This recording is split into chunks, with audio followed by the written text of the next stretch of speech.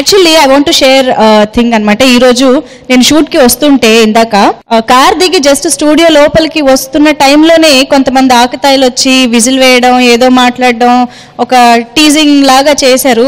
I was very much hurt. And actually మన direction department కొంచెం వచ్చి సేవ్ చేసి క్యారవాన్ దాకా అలాగా లీడ్ చేశారనమాట. So I'm safe. సో ఈ టీజింగ్ గురించి మీరేమంటారు? మంజుష గారు చెప్పండి ప్లీజ్.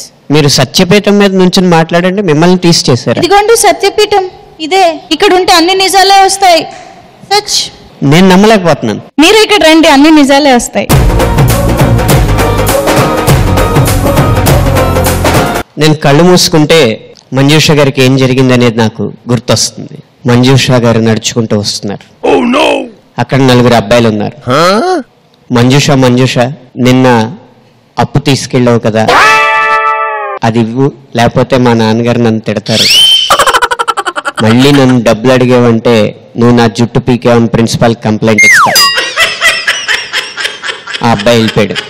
తర్వాత ఇంకో అబ్బాయి, మంజుష నిన్న నీకు రికార్డ్ రాసి పెడతానంటే నాకు 10,000 ఇస్తా అన్నావు కదా, 10,000 అక్కర్లేదు, 5,000 ఇవ్వు.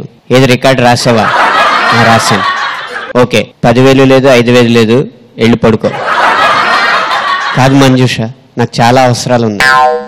ఇంకా ఎక్కువ మాట్లాడేవంటే హెడ్ ఆఫ్ ద డిపార్ట్మెంట్ చెప్పి నువ్వు నాకు పిచ్చి పిచ్చి మెసేజ్లు పంపుతున్నావు అని చెప్పి కంప్లైంట్ ఇస్తాను, నిన్ను డిబార్ చేస్తారు.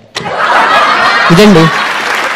సరే, సత్యపీఠం మీద నిలబడి మీరు అన్ని నిజాలు చెప్పారు ఇప్పుడు. సో మొత్తానికి టీజింగ్ జరగలేదు, అక్కడ అప్పుల బాధ జరిగిందని అంటారు.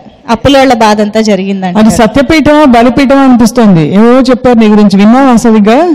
అంటే ఆయన నుంచి సత్యపీఠమే, బలయ్యింది నేను. సో ఈ సత్యపీఠాన్ని వదలకూడదని నాకు ఇప్పుడే అర్థమైంది. ఇది సార్ ప్లీజ్ మీరు అక్కడ కూర్చోవడమే బెటర్ సార్. ఇక్కడికి వచ్చారంటే బోల్డ్ అని నిజాలు బయటపడుతున్నాయి. టీజింగ్ ఇలాగే ఉంటుందండి, చూసారుగా.